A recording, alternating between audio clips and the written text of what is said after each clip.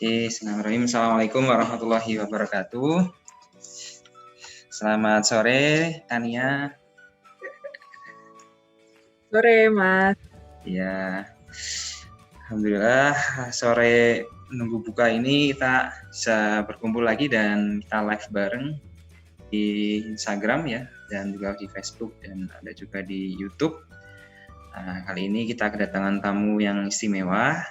Nah, kita kenalkan Dokter Tania ya.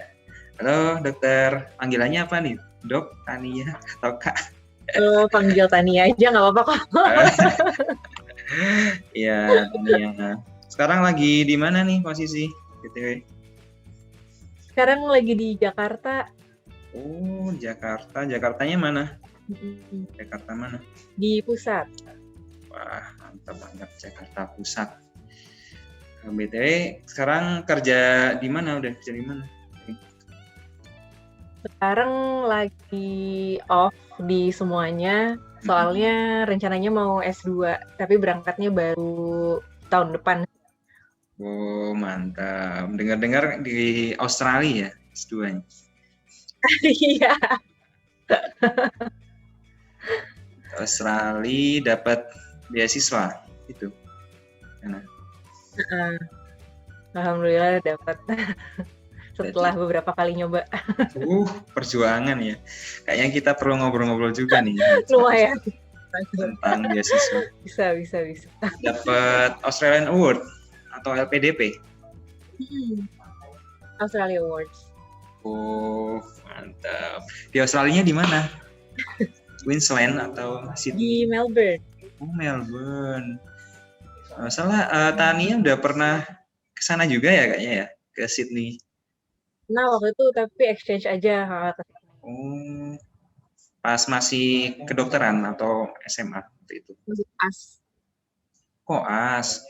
Ambil program apa di sana di Sydney? Elderly, waktu itu masuk ke departemen elderly. Tapi itu dilihat dari internisnya atau dari geriatrinya?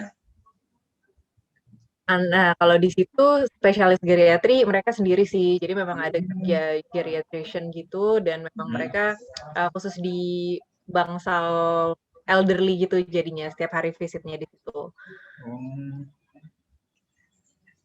Kok bisa? Bagus banget sih elderly care-nya di sana tuh, kayak apa ya, sangat holistik gitu loh. Jadi across apa ya, specialties tuh sangat berkesinambungan. Jadi kayak setiap pagi itu mereka rapat membahas satu orang pasien dari berbagai multidisiplin, dari berbagai disiplin, bahkan ada social worker-nya juga, karena kan kebanyakan orang tua di sana udah nggak ada yang ngurus ya.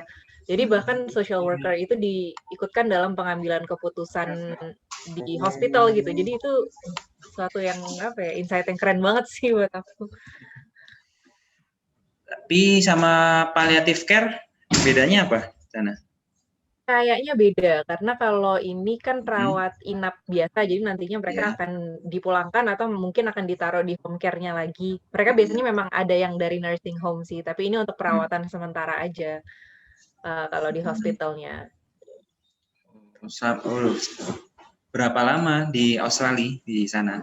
Cuma sebulan kemarin itu. Sebulan. 2019 sudah lama juga. Wah, mantap juga. Oh, itu program dari UGM sendiri ya untuk exchange? Iya, dari UGM. Oh, BTW Tania itu inter atau reguler di UGM? Aku inter. Oh, aku inter dulu. Inter. Ya. Jadi kalau inter ada kesempatan ya untuk exchange. Sebenarnya itu terbuka buat apa aja sih kalau yang itu. Jadi nggak khusus inter.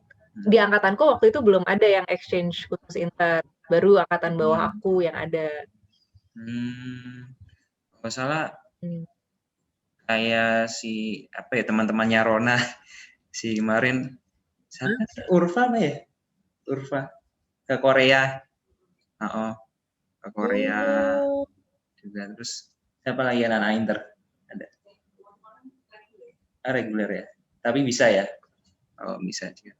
Macam-macam. Wah, Australia itu salah satu impian yang belum kesampaian juga. Iya, amin Mas, amin.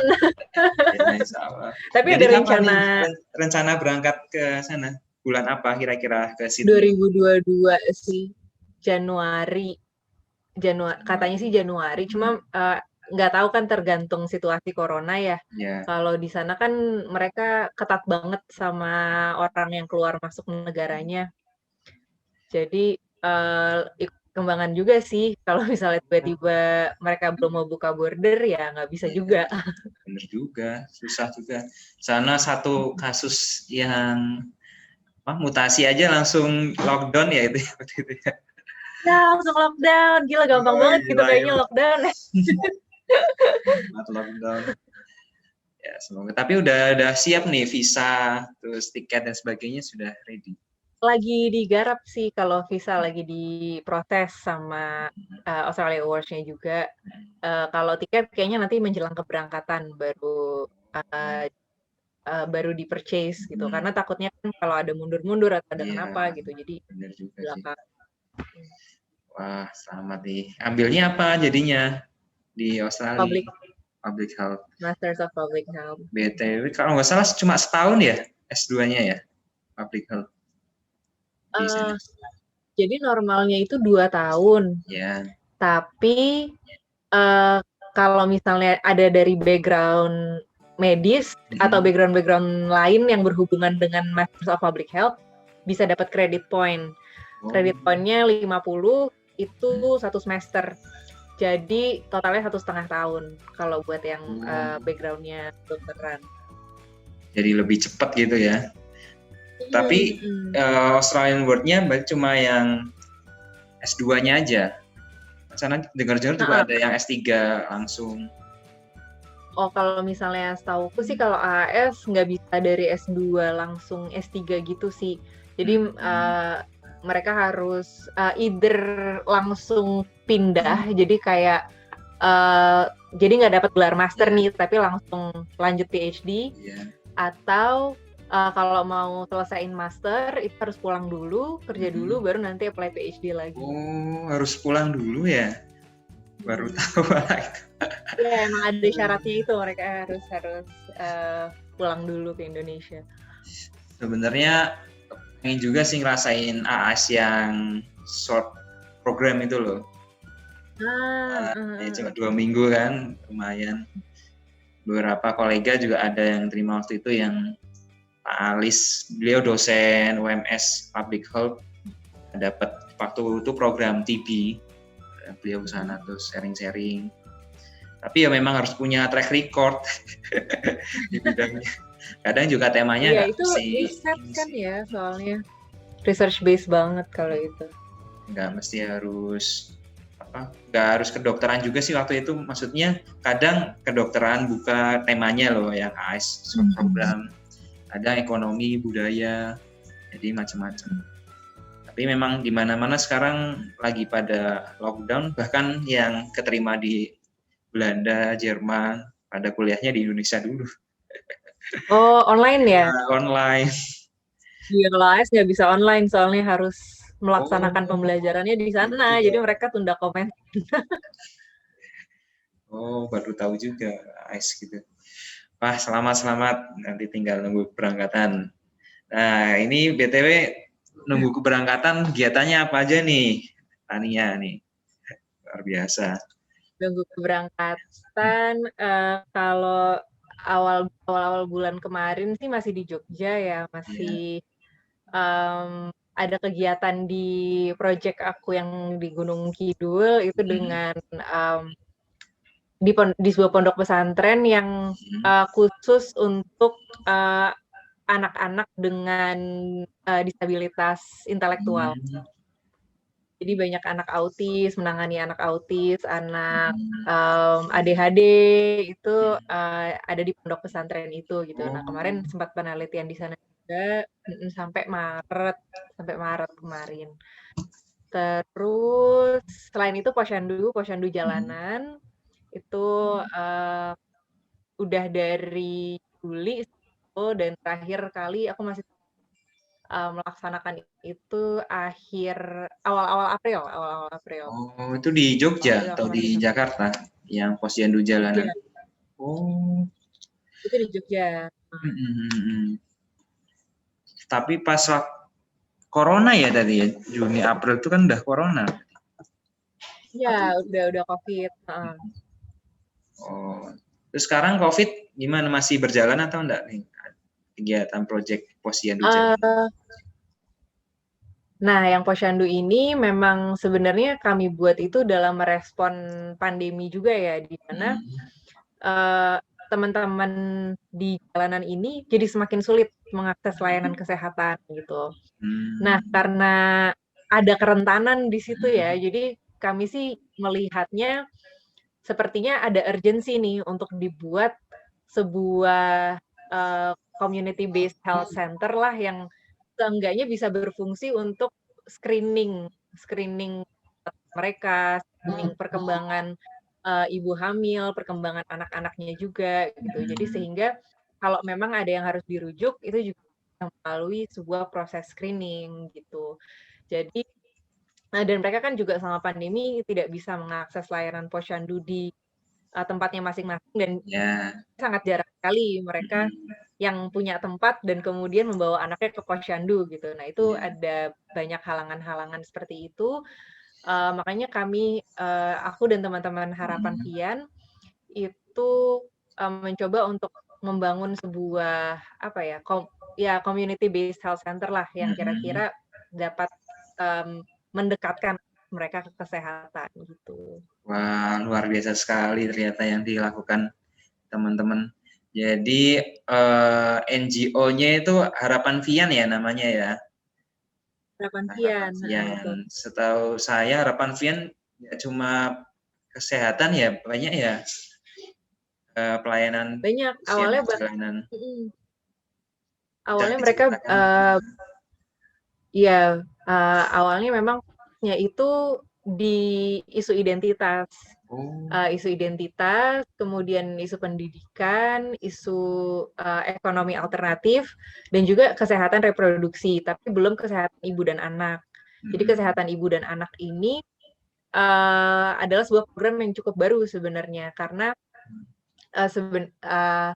ibu-ibunya ini kebanyakan remaja juga. Jadi memang kalau ngomongin kesehatan reproduksi kan kebanyakan menyasar remaja ya. Tapi ternyata mereka udah punya anak gitu. Jadi nggak bisa dipisahkan lagi gitu untuk KIA dan kesehatan reproduksinya. Jadi memang harus disatukan. Nah, terciptalah posyandu ini gitu jadinya. Oh gitu. Itu udah berarti tahun 2000 berapa mulai ada program 2020. KIA? Bulan Mei itu baru mulai merencanakan, baru mulai pelatihan. Bulan Juli itu pelaksanaan pertamanya. Juli tahun 2020. 2020. Oh, berarti malah pas pandemi juga ya? Gitu. Pas pandemi. Kalau Tania sendiri gabung di Harapan Vian itu udah dari tahun berapa? Pas memang mau buat posyandu itu. Jadi kebetulan aku ketemunya sama Harapan Vian itu juga waktu aku attend webinar yang narasumbernya Harapan Vian. Dari situ aku dapat insight kalau ternyata di situasi jalanan itu banyak sekali kejadian-kejadian yang tidak mendapatkan perhatian dari kesehatan gitu, dari sektor kesehatan. Misalnya kayak kejadian kehamilan tidak direncanakan dan lain-lain, itu kan kayak seperti ada gap gitu antara mereka dan juga akses kesehatan. Awalnya aku memang ke sana untuk isu kesehatan reproduksinya ya, karena memang isunya adalah KTD gitu. Tapi ternyata yang KTD ini sudah mempunyai anak, gitu, remaja-remaja ini udah mempunyai anak. Jadi ya sudah, mungkin sebelum kalau misalnya SRH atau kesehatan reproduksi itu kan fungsinya preventif gitu ya. Tapi kalau udah kejadian misalnya udah KTD gitu, itu kan mau nggak mau kehamilannya juga harus dipastikan sehat, anaknya yang lahir juga harus dipastikan sehat. kan. Jadi ya udah mungkin konsentrasinya di situ dulu aja gitu. Baru nanti setelah posyandunya settle, baru kita merambat ke posyandu remaja agar jangan Ya, terjadi lagi nih benar. KTD-nya. Iya sih banyak banget sekarang apalagi musim pandemi ya. Yang nggak remaja aja sudah banyak kehamilan yang tidak direncanakan. Betul, betul, Apalagi betul. zaman sekarang ya. Ya seperti itu memang Iya. problemnya di masyarakat. Oh, ya, sebelumnya Tania ini aktif juga di apa ya? Itu reproduksi, kesehatan reproduksi. Saya lihat di Oh YouTube iya, Kak. seminar jadi moderator. Iya, kalau itu jadi moderator aja sih aku. Sekarang jadi pemateri. Tapi sangat banyak dapat insight. Iya, nggak pernah.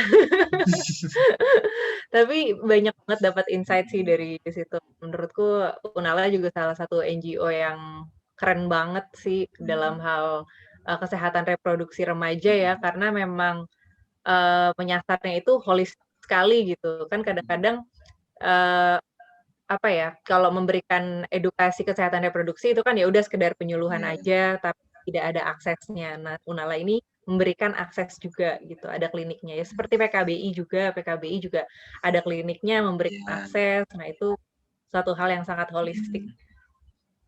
Wah, luar biasa. Kalau ada gabung Unalanya dari tahun berapa? Itu informal sih, jadi nggak pernah gabung beneran juga gitu. Cuman sempat minta memang beberapa kali jadi moderator. Ya saya senang banget lah bisa ikut acara-acaranya Unala karena memang keren-keren. Sip, sip. Sekarang terbukti jadi orang keren juga. Mantap, mantap. Ya, ya, ya. Jadi tadi sempat saya lihat memang hari ini bagi para audiens pemirsa di Instagram, di Facebook maupun di YouTube. Jadi teman-teman hari ini adalah Hari Posyandu ya nasional 29 April diperingati. Ya, jadi Kemenkes juga tadi sudah live streaming ternyata di kanal YouTube-nya dan kata Kemenkes ya sekarang rilis logo baru Posyandu guys. Jadi tagline-nya Kemenkes itu sekarang mencoba untuk memodernisasi Posyandu. Karena mungkin Posyandu itu kesannya kuno, ketinggalan zaman, kurang update. Apalagi di masa pandemi ini banyak orang yang takut berkerumun, jadi sempat juga. Kebetulan saya waktu itu internship dan di masa internship saya di puskesmas waktu itu di Sleman sempat off juga banyak kegiatan UKM yang akhirnya off tapi baru mulai aktif itu sekitar September Oktober baru mulai aktif lagi jadi selama hampir 6 bulan kegiatan puskesmas masuk posyandu off kalau dilihat timeline ini sebenarnya pas banget teman-teman dari Harapan Vian yang adain posyandu jalanan terus mendekati masyarakat untuk sama-sama kita bisa membangun kesehatan luar biasa. Kalau dari segi konsepnya gimana sih kegiatan posyandu jalanan itu, Tania? Sebenarnya kami mengikuti konsep posyandu yang udah ada aja sih yang ada di desa-desa. Itu kan sebenarnya modelnya udah sangat udah sangat bagus gitu. Ada 5 meja, fungsinya juga peruntukannya tiap meja juga udah jelas gitu. Yang pertama untuk pendaftaran, yang kedua untuk pengukuran dan penimbangan, yang meja ketiga untuk pencatatan, meja keempat untuk interpretasi hasil dan konsultasi, dan meja 5 ini untuk konsultasi tenaga medis. Gitu. Jadi kami mengikuti alur itu sih, alur yang ada. Kemudian nanti untuk pencatatannya kan posyandu ini biasanya mereka melakukan pencatatan, terus nanti dimasukin ke sistem gitu, terus nanti jadi bisa dideteksi nih mana aja anak-anak yang kurang gizi, yang stunting, dan lain-lain. Itu juga sedang coba kita bangun pendataan yang seperti itu. Jadinya nanti kita bisa lihat nih progresnya anak-anak yang hidup di situasi jalanan ini, seperti apa sih progres kesehatannya gitu. Apakah ada yang dari tadinya kurang gizi, kemudian ternyata setelah beberapa kali menjalani program posyandu ada perbaikan gitu, atau mungkin yang tadinya malah kelebihan gizi, itu setelah beberapa kali program posyandu apakah ada juga perbaikannya begitu. Oh gitu ya, berarti emang konsepnya sama gitu ya, ada 5 meja terus datang. Untuk pencatatan apakah menggunakan buku KIA gitu kalau ibu-ibu? Iya, pakai buku KIA untuk anaknya, tapi kami juga punya sistem informasi posyandunya sendiri. Jadi kan kalau KIA kan lebih untuk sebenarnya untuk orang tuanya, cuman banyak juga yang dititipkan ke kami akhirnya gitu. Tapi untuk pendataan kami sendiri, kami ada database-nya sendiri sih. Jadi itu yang nantinya untuk track progress. Oh gitu.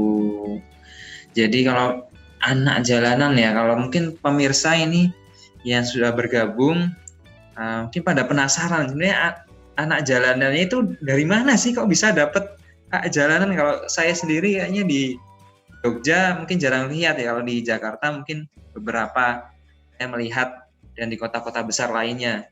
Nah, koordinir mereka tuh caranya gimana kok bisa mau gitu kan. Kadang orang-orang anak jalanan kan nggak peduli sama kesehatan, yang penting mereka bisa makan, bisa hidup, bisa dapat uang. Kok ini keren gitu loh Harapan Fian nih. Gimana itu cara dapetin anak-anaknya? Coachingnya gimana? Iya, ini memang saya salut banget sih sama Harapan Fian, karena mereka penjangkauannya itu benar-benar sangat-sangat bisa membangun hubungan yang sangat dekat gitu dengan teman-teman di jalan gitu. Dan ini tahu saya ya memang memerlukan proses yang cukup panjang. Harapan Fian itu kegiatannya sendiri itu udah dimulai kalau nggak salah dari tahun 2011 kegiatannya, tapi bisa berdiri menjadi sebuah organisasi itu sekitar tahun 2018 tuh. Jadi mereka sendiri memang udah memiliki kedekatan dengan masyarakat di situasi jalanan ini. Nah, awalnya itu bahkan mereka deketnya itu sama ibu-ibu remajanya ini. Ibu-ibu remajanya dulu kan masih kecil, masih anak-anak. Nah, terus kan dari 2011 ya sampai sekarang kan mereka udah jadi remaja gitu sekarang. Bahkan mereka sampai udah punya anak sendiri gitu. Nah, itu hubungan itu secara sustainable terus dibangun dan dijaga gitu oleh Harapan Fian. Dan Harapan Fian ini kalau melakukan pendampingan itu sangat keren sekali sih gitu. Jadi untuk pendampingan apapun, untuk audiensi identitas atau misalnya pendampingan kasus-kasus kekerasan, itu benar-benar dilakukan pendampingan dari A sampai Z. Bahkan setelah berdirinya program Posyandu ini, semisal terdeteksi nih ada yang perlu untuk dirujuk ke puskesmas, itu mereka dampingi.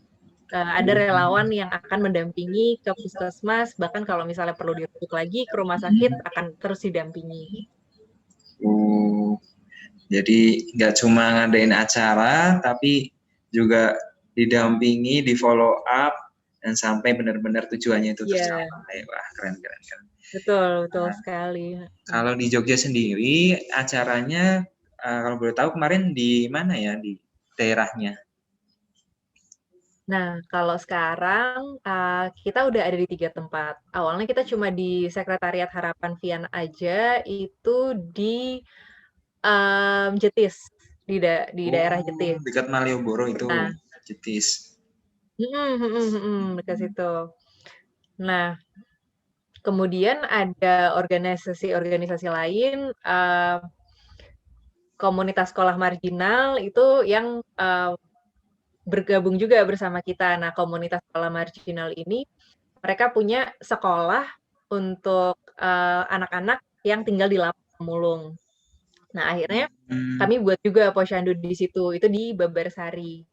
Kemudian yang terakhir itu yang ketiga ini di daerah Bantul, aku agak lupa nama daerahnya. Tapi kemarin sempat ke sana sih, terakhir aku posyandu itu di sana.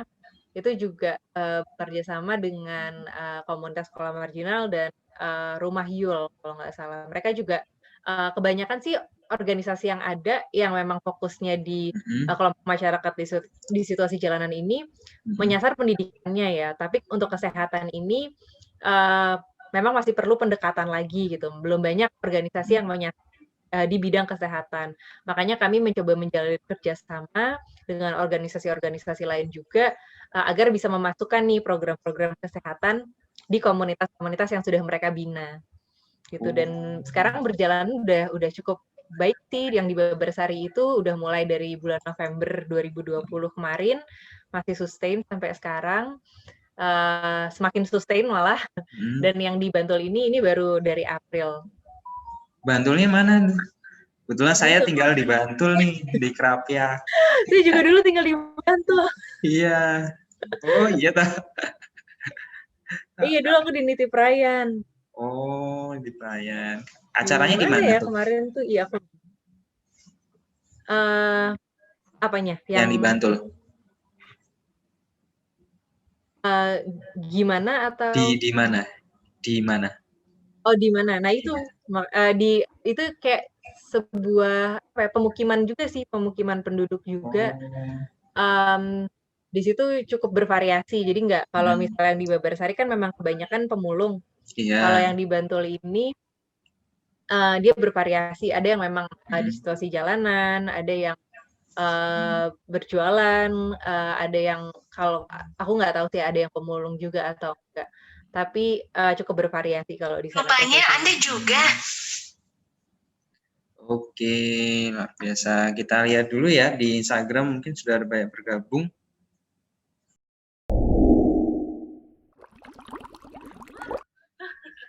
Udah balik. Waduh, aku bisa dengar. Iya, hostnya guys. Oke, nggak apa-apa. Ya mungkin suatu saat saya bisa kayak Tania nih, posisinya. Ikuti jejak. Kebetulan aku tuh juga suka dengan kegiatan-kegiatan sosial, tapi aku lebih fokus di kebencanaan dan kegiatan-kegiatan baksos. Belum, malah berpikir pengen buat semacam NGO gitu waktu dulu.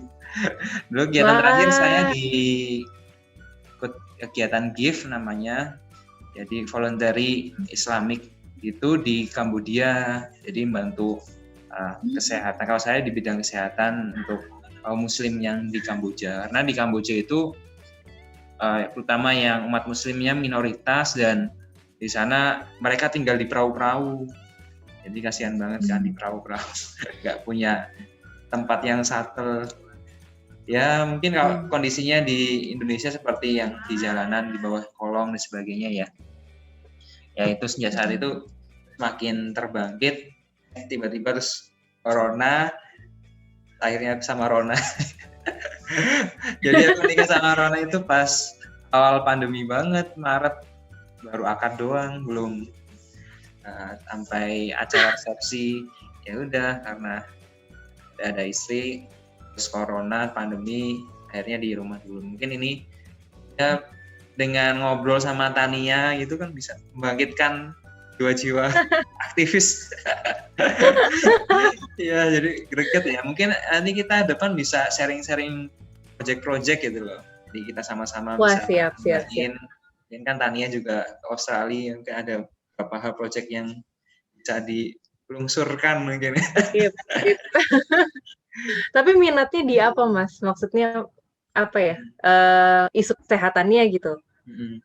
Kalau Ada saya minatnya? lebih ke KIA sih sebenarnya.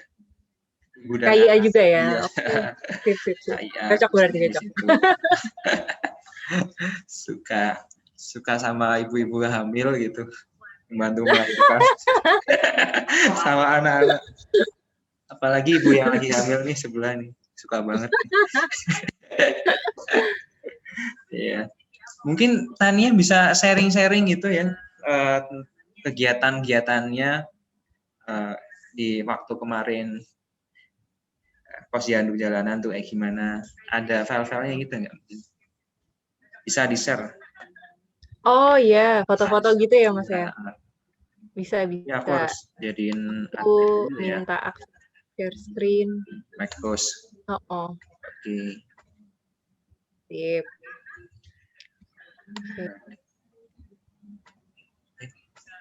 Silakan. Nah, ini kelihatan di IG belum kelihatan ya? IG belum. Nah.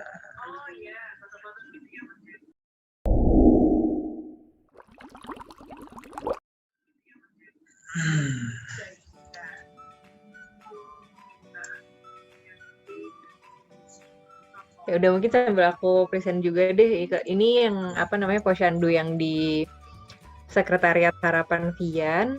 Ya. Ini udah yang di IG. Oh, sip. Ini juga yang di Sekretariat Harapan Vian. Ini yang pengukuran sama penimbangan nih. Ini penimbangan balita, bayi. Ini pengukuran tinggi badan. Kan seperti apa ya Posyandu pada umumnya lah, pasti kan ada pengukuran tinggi badan, berat badan, lingkar lengan atas, lingkar kepala, karena tujuan utamanya gizi kan ya. Nah, kalau ini untuk ibu hamil, kami juga menginklusikan ibu-ibu hamil dalam Posyandu kami. Nah, ini untuk pengukuran lingkar kepala. Nah, ini meja konsultasi. Nah, terus kalau yang ini di lapak Babarsari, Mas.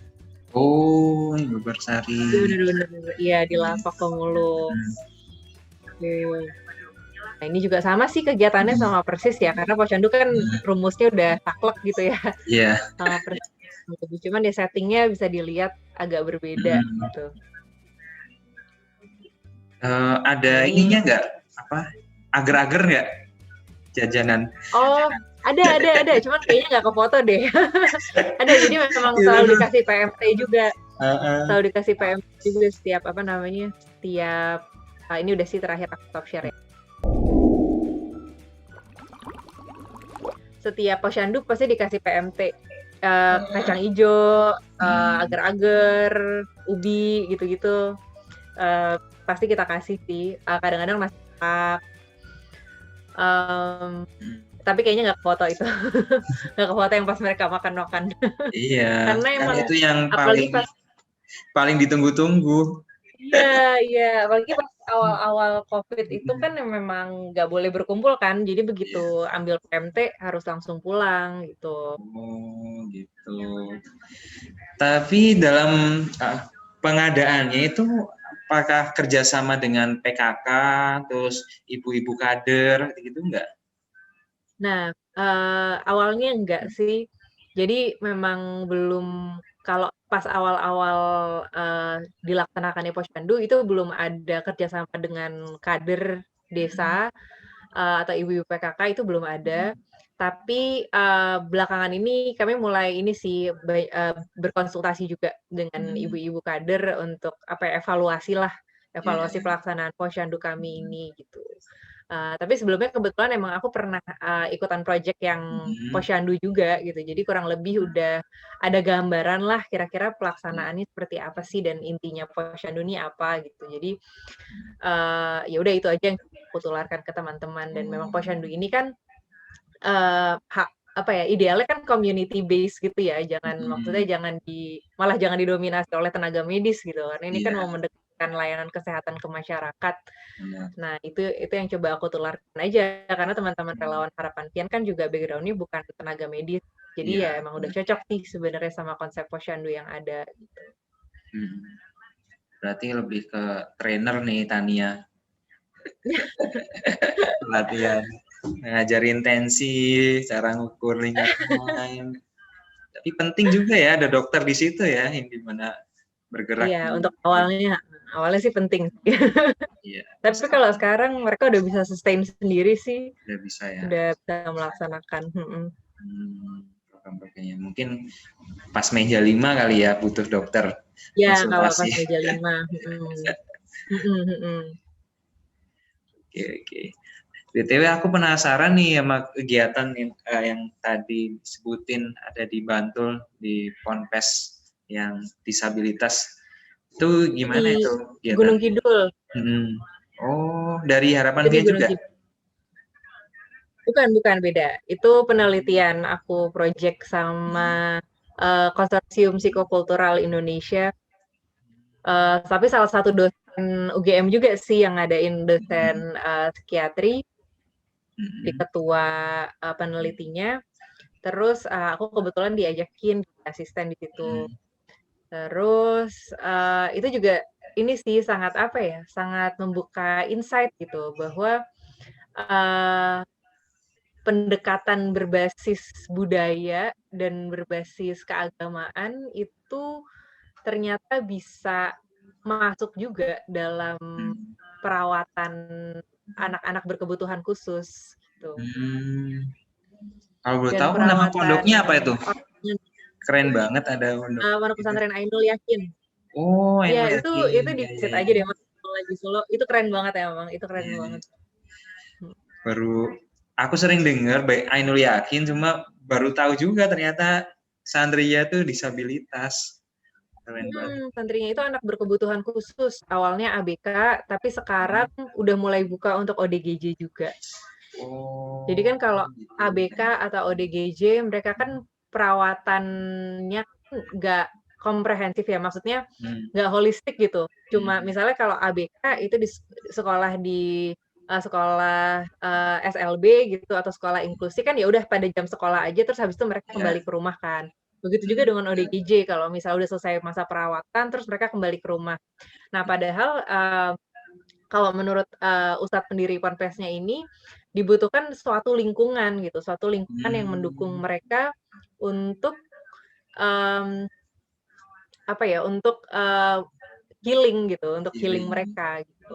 Untuk proses bukan recovery sih, karena kan maksudnya kondisi seperti itu kan nggak bisa sembuh 100% Iya, gitu ya. benar. Tapi maksudnya mereka harus ada di lingkungan yang justru mendukung mereka dan nggak mengucilkan mereka gitu. Dan dari situlah mereka bisa memaksimalkan potensinya yang ada gitu.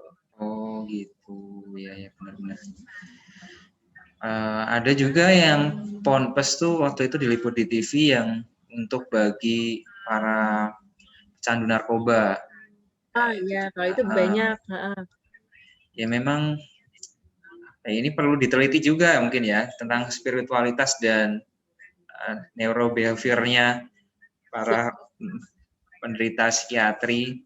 Mungkin apakah dengan spiritual healing mereka bisa sembuh dalam tanda kutip, tidak relapse lagi, atau seperti apa efeknya. Kalau proyek penelitiannya kemarin gimana profesor dari psikiatrinya itu? Itu gimana Mas? Siapa atau Proyeknya tentang apa? proyeknya tentang itu Ya. tadi, tentang jadi keterlibatan komunitas. Oh iya, satu lagi yang unik dari Ponpes ini adalah guru-gurunya dan pengasuhnya itu Ya. kebanyakan dari masyarakat lokal. Oh. Jadi awalnya memang kita mau meneliti itu keterlibatan komunitas dalam pengasuhan anak berkebutuhan khusus. Karena memang pengasuhnya itu bukan, kalau di SLB atau sekolah inklusi itu kan guru-guru ya, guru-guru dengan pendidikan luar biasa gitu kan. Kalau ini enggak, ini masyarakat lokal, warga lokal yang hanya kalau kata pendiri Ponpesnya itu ya udah yang penting mau mengurus anak-anak seperti ini aja gitu, silahkan masuk bergabung gitu. Jadi nggak diberikan syarat yang macam-macam, yang penting mereka mau mengurus anak-anak ini gitu. Dan ternyata sambutannya dari warga sekitar pun cukup baik gitu. Jadi itu juga sebuah keunikan yang kami temukan karena ada sisi pemberdayaan masyarakatnya juga di situ kan. Benar. Dan malah bayanganku komunitas yang ada yang bisa membina malah justru sudah mereka terkondisikan dengan religinya, itu yang luar biasa lagi. Berarti kan mereka sudah terbina religinya dulu untuk membangun itu. Kan keren. Ainul Yakin Gunung Kidul ya. Ponpes Ainul Yakin Gunung Kidul. Jadi BTW aku punya cita-cita juga, punya dream gitu ya. Tentang NGO yang pengen aku buat, yaitu selain KIA tadi, sebenarnya aku kedepannya tuh pengen buat semacam panti asuhan. Jadi waktu itu setelah pulang dari Kamboja, pengen buat lebih bergerak di bidang anak-anak yatim sebenarnya, khususnya anak yatim.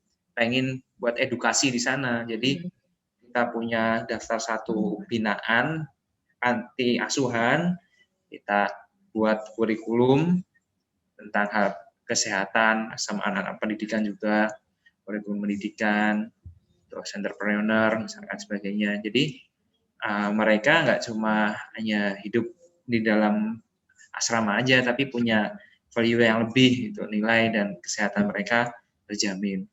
Nah, sebenarnya itu yang pengen aku gerakin sih, tapi belum terlaksana. Mungkin nanti butuh konselor lulusan master dari Melbourne University. Biasa.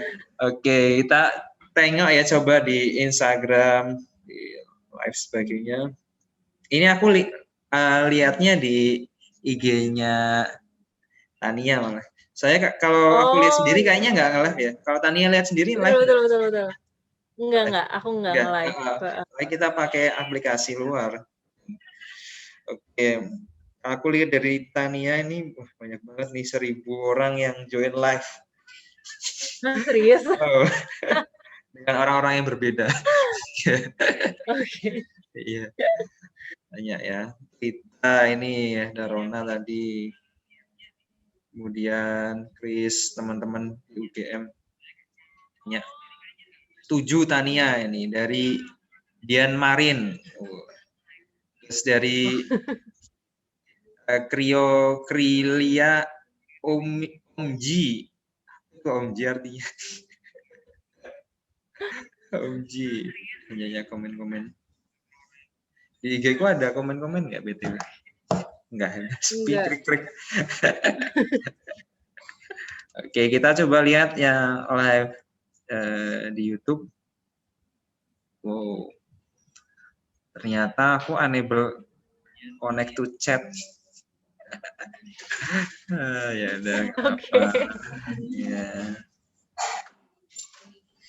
Nah, apa ya? Di Facebook juga masih live. Ya. Oke, mungkin di depan saya akan belajar lagi gimana ngolah ini. Tapi yang jelas alhamdulillah sudah bisa berjalan.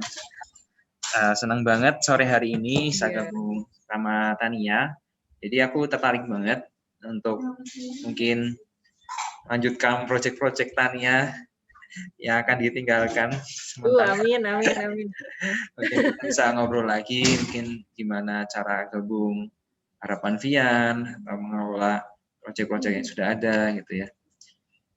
Nanti via chat aja bagi teman-teman audiens yang bergabung, nanti bisa juga chat Tania via Instagramnya ya. @tania_sekali. Jangan lupa follow karena di private. Jadi harus kemarin follow private dulu untuk hubungin beliau.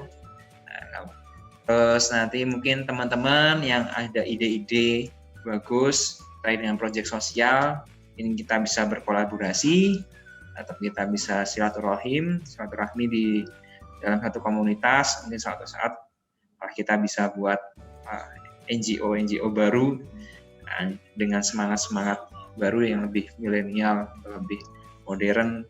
Nah, karena yang paling penting dalam sebuah komunitas dan sebuah proyek itu sebenarnya kolaborasi. Kolaborasi, karena dengan kolaborasi kita jangkauan kita semakin luas, koneksi kita semakin banyak, dan impact yang kita berikan bisa semakin bermanfaat pula. Oke, terima kasih Kak Tania sharing-sharingnya. Kapan kita bisa ketemu kembali, mungkin via online kita ngobrol-ngobrol lagi tentang AAS mungkin ya. Kita dengan Zoom biar lebih interaktif gitu loh. Santuy. Ada kapabilitas saya. Gak apa-apa. Sambil mengisi waktu luang sebelum keberangkatan kan mungkin. Atau mungkin nanti kita bisa bertemu kembali di Australia insyaallah. Amin. Oke, terima kasih sekali atas waktunya Dr. Tania. Akhirul kalam, berkata Assalamualaikum warahmatullahi wabarakatuh. Selamat sore dan selamat berbuka. Dadah, jangan lupa follow akun Bye. IG-nya Tania ya. Keren Jangan lupa banget. follow Mas Sip. Faisal juga. Sip. Ya. Oke.